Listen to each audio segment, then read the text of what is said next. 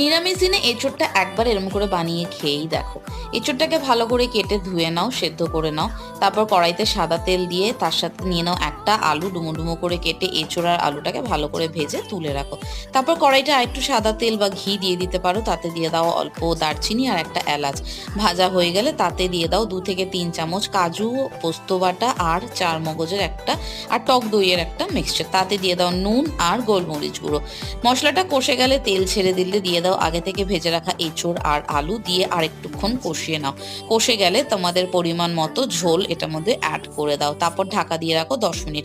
10 minute পর ঢাকা তুলে এতে দিয়ে দাও 1 চামচ চিনি। যেহেতু নিরামিষ রান্না, একটু মিষ্টি মিষ্টি না হলে ভালো লাগবে না। চিনি দিয়ে দাও, নাড়াচাড়া করে দিয়ে দাও তোমাদের পরিমাণ মতো ঝাল, একটি কাঁচা লঙ্কা আর দিয়ে দাও কসুরি মেথি। নামানোর আগে 1/2 চামচ ঘি দিয়ে নামিয়ে ফেলো। রেডি হয়ে গেল কিন্তু নিরামিষ দিনের একটা দুর্দান্ত এঁচোড়ের আইটেম। অবশ্যই বানিয়ে দেখো আর কেমন লাগলো